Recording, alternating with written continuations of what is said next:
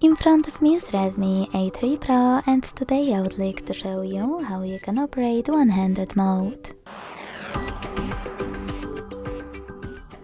Begin by going into settings and scrolling down to access additional settings. Then hit one-handed mode here and use this switcher to activate it. Lastly, follow all of those instructions to enter it. Turn on one-handed mode by swiping left or right from the center of the navigation panel. To go back, click on this area or simply swipe up. Then, to disable one-handed mode completely, use the same no blue switcher. Thanks so much for watching. If you enjoyed this video, leave a like, comment and subscribe. Bye!